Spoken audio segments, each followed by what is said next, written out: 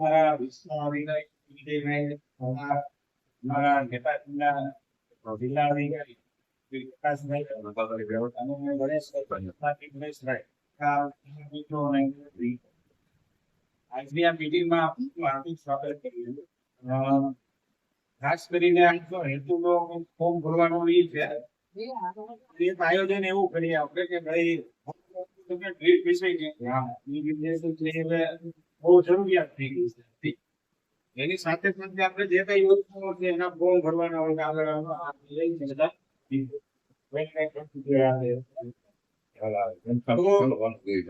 વધારે ટાઈમ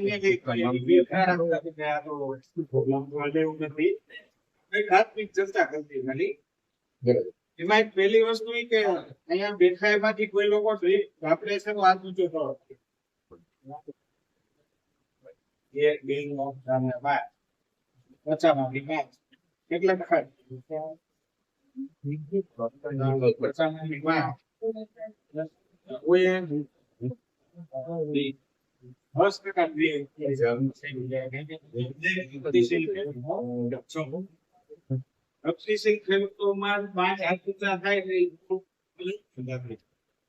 5 ગ્રામની અંદર જે યોજનાઓ કઈ છે એમાં આગળ પડતા હોય જાણતા હોય. હવે આપણી પાસે નથી એના કારણો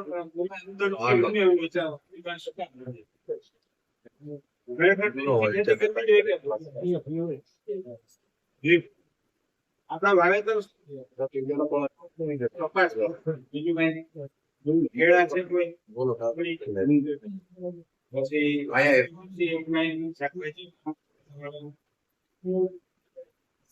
કપાસ ને હવે આ વર્ષે આપણે કપાસની બદલે શેનું વાવેતર કર્યું છે? એવું છે ને મગફળીની અંદર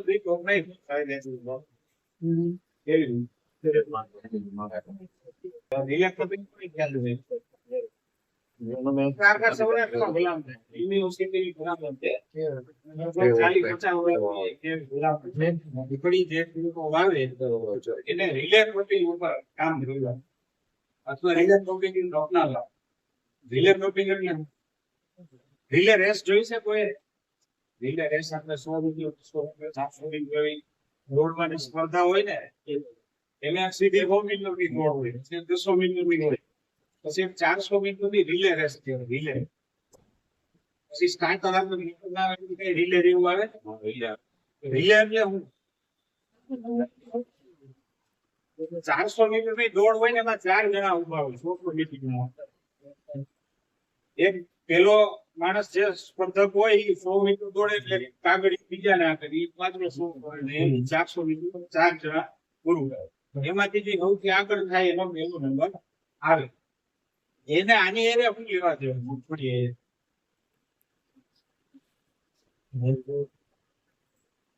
જો રિલે ક્રોપિંગ એટલે તમે મગફળીનું વાવેતર જૂનની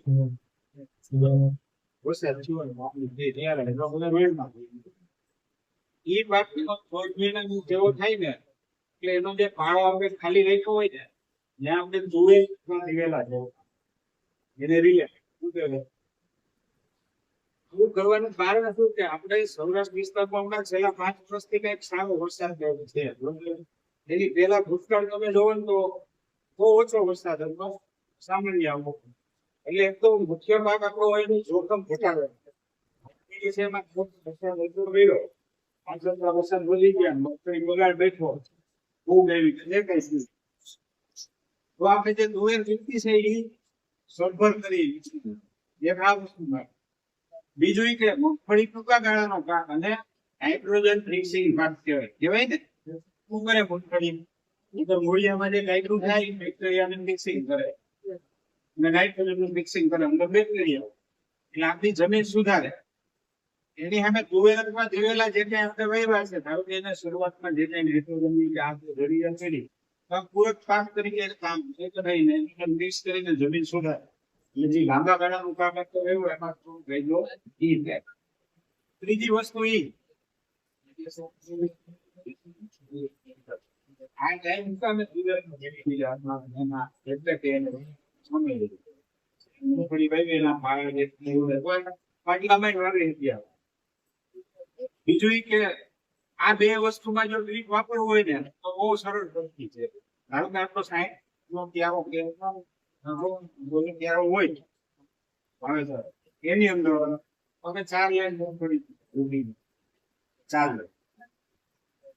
એ 4 લાઈન એવી રીતે કરવાની છે કે બે જોડિયા લઈને જોડવાની. પછી પાછી એની અંદર બેમાં નડી ગયો એટલે આગળ કામ થઈ ગયું. મગફળીને અત્યારે પોટાશની વસ્તુની જરૂર નહીં પડે નહીં. ખ્યાલ છે ને બધાને હવે? ત્યારે અત્યારે તમે તુવેર ચોપાઈની શું જરૂર પડશે વિકાસ કરવા માટે? નાઇટ્રોજનની જરૂર તો બે કેવી રીતે આપણે ભેગું થતું? આપણે તો 1 મહિને તો ખાતર નાખતા છે ને એ મગફળીમાં શું છે? હવે એને પોટાશ ફોસ્ફરસ આપવું જાય, નાઇટ્રોજન આપવું છે, કેવી રીતે ભેગું કરવું છે આને? તો આ જે મગફળીની વચ્ચે તમે ભેગી નળી પાઇપી હોય એના જ પોટાશ આપી દો. મુદ્દા આવ્યા તો મુદ્દાની દવા આપી દો. તમારે મુદ્દાની સારો એવો મળતો હોય જે ભેજ ઉગે ત્યાં બધે મુદ્દાની ડિમ્પોઝ દીધી. એની નળી ફેરવીને પાડે મૂકી દો. આ બાજુ પાડે ત્યાં તમે નાઇટ્રોજન આપી દો. મગફળીમાં એક વખત વસ્તુ આપવી પડશે. પછી નળી તમારે તુવેરમાં લઈ લેવાની. મગફળીનો ઉતારો સારો રહેશે. જોવાનો આવે લઈને તુવેરનું આપણે વૃદ્ધિ આપણે કરી શકીએ. મગફળી નીકળી ગયા પછી પણ એ વૃદ્ધિ આપણે તુવેરમાં વૃદ્ધિ વાપરવાની થાય. તો એ આ રીતે આયોજન કર્યું. પછી શિયાળુ પાકની અંદર ડુંગળીની વાત આપણે કરીએ. જો કે આમ મગફળી વાવી તુવેર નથી તો મગફળી નીકળે તો આપણે ડુંગળીનું આયોજન કરીએ. અથવા કોઈ ચણા વાવતા હોય કે શિયાળુ પાક બીજા વાવતા ચણા છે ડુંગળી છે એની અંદર પણ આપણે ઘણી નાખવાની. અને હું તો મલ્ચિંગ સબસિડી મળે છે ને બાગાયત મલ્ચિંગ મળતી મલ્ચિંગ બી ડુંગળી કરવાના છે. પણ આપણે તો મલ્ચિંગ ની વાત તો બાજુમાં બરોબર ને? તો એ પણ શક્ય છે. પછી કેળા કોઈ વાવતા હોય તો કેળાની અંદર ડબલ રિપ્લાઇન ની ભલામણ છે. કેળાની જે લાઈન આવે ને કેળાના મૂળિયા કેટલા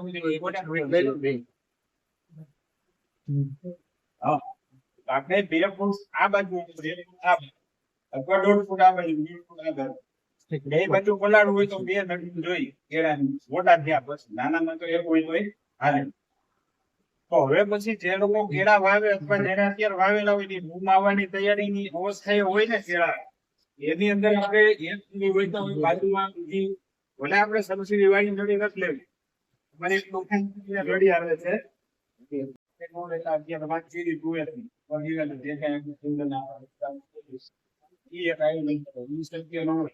શિયાળુ પાકની અંદર કોઈ શાકભાજી કરો ખેતી તરબૂચ ના ખેડૂતો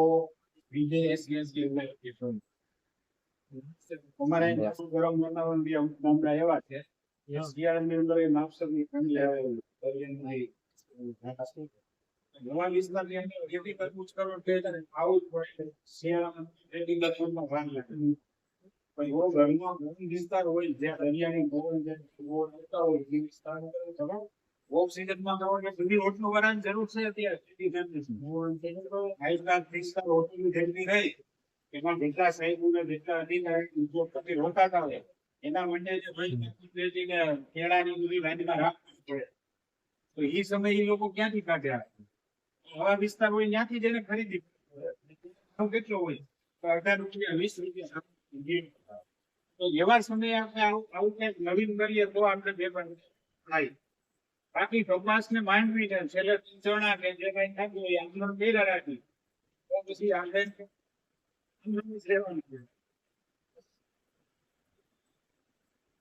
આપણે અહીંયા તમારે દાણા જોવરાવાનું ચલણ કેવું?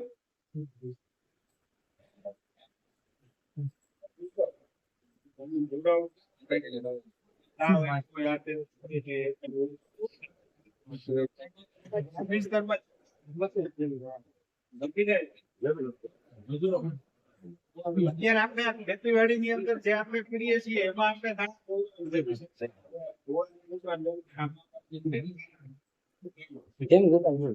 એ આ ખતરો કરી દીધો છે. એ આ ખતરો કરી દીધો. એ તો હવે બધા આ બધે હોય એટલે તમે સાંજે જો ઘરે જાવ ને તો તમારે કઈ ઈ વાત ખોટી છે.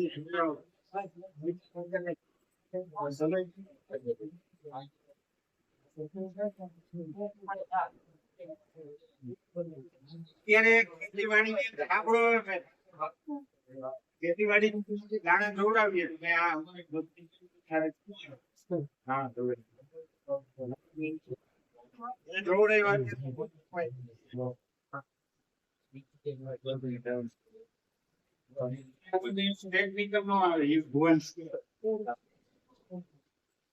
ટેકનિકલ વસ્તુ ન એને એવું કીધું કે પાવડો દેખાય છે જેથી ખેડૂત એના સમેલી પાવડો એટલો મૂકે ને તેવી ખેતીવાડી થાય.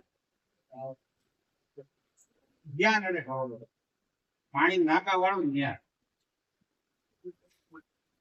સિરિયસ વાત છે.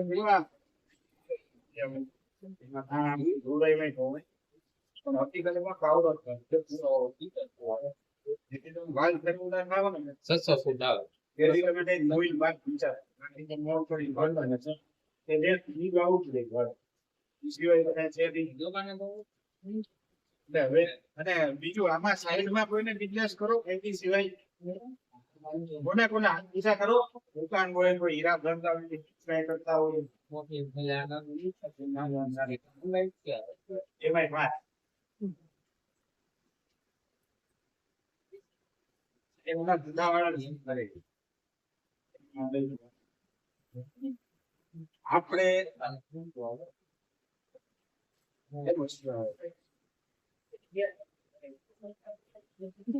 આપણે જે મેઇન ખેતી છે એની કહું કે તમારી આવક તમારા છોકરાઓની બધી આવક હમણાં વરસાદ પડ્યો તો પાછો એક કાઉન્ટ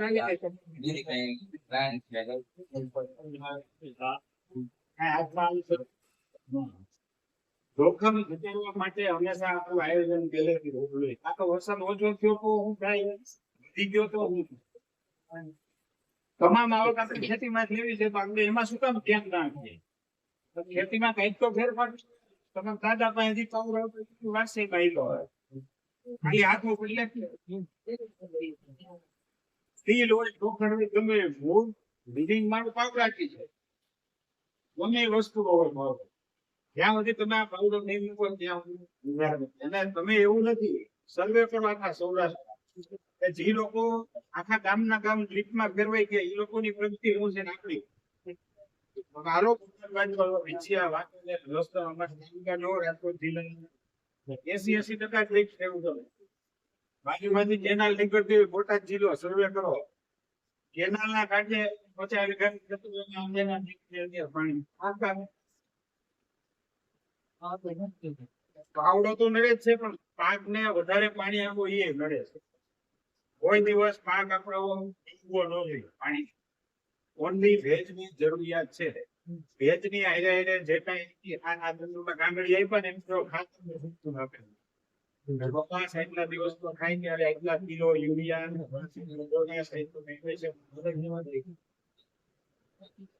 આપવું પડ્યું ભાઈ આપણે શું કર્યું છે આપણે 1 મહિનો થાય એટલે જઈ વાંચીએ આમાં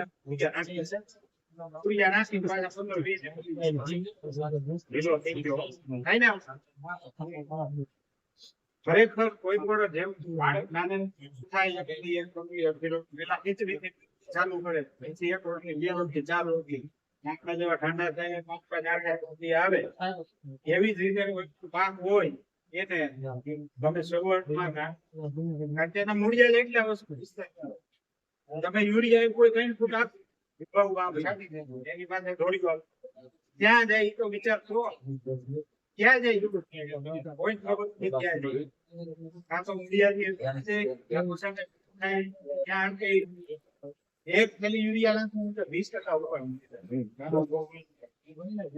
મોટો અત્યારે 5 તમે 1 કલાક ડ્રીપ આપો ખેતરમાં કોઈ આ ડ્રીપ છે ને તમે 1 કલાક ડ્રીપ 1.5 કલાક આખી જોવા જાઓ એટલે જે નળી આપે પાતળી હોય છે એમાં કાંઈ કેટલો ભીનો પીવું છે ખાય ને જો એમાં વેચાણ કમિશન જો તો મોટો ભીનો થાય કારણ કે બીજા ઘણાની નળીઓ એવી આવે છે કે મેં એક ધારું આયા હોય ને કાંઈ આવે ને પછી બી પર બંધ થઈ હોય કાંઈ નક્કી હોય નહીં આપણે એવું ડ્રીપ આપીએ છીએ કાંઈ 1 ફૂટે અને કાં હવા જેટલી કરીને આખું ઇંચ કોઈ પણ પાક આપણે વાવી ધારો કે કોઈ કપાસ વાવ્યો એના મૂળિયાનો ઈ પટ્ટો પલળી ગયો કોઈ ચણા વાવ્યા નાનો કોઈ પાક વાવ્યો ધાણા ચણા લસણ ડુંગળી જેવી તો એની નળી પોતાનો આખો ભૂકો 1.5 કલાકમાં પલાળવી જોઈએ અને 1.5 કલાક નાનો પાક હોય મૂળિયા ઉપર મોટો પાક હોય એના મૂળિયા નહીં મોટા પાક 2-3 કલાક આપીએ નાના પાકની અંદર 1 કલાક આખો જાય ત્રણેય નળી અલા બેગિંગ છે ને કે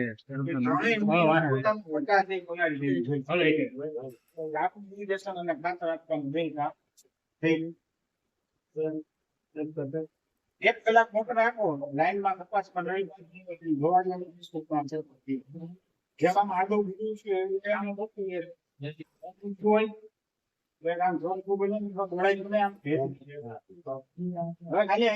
કલ્પના કરો કે ભેજની જે ગોળાઈ પડી એની અંદર કપાસ મરચી રીંગણી જે કઈ વાવ્યું છે એના મૂળિયા કેટલા ટકા હોય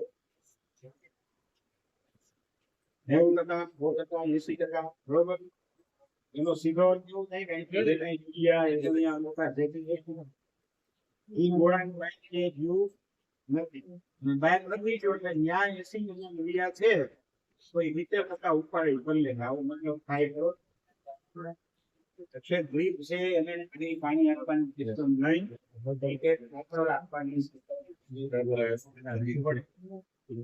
આપવાની એટલા માટે કોઈ પણ વાત જોઈએ ત્યારે જોઈ જગ્યાએ આપવું એને કલ્ટિવેશન કહેવાય કેમ બધા લાંબો મારી ગયા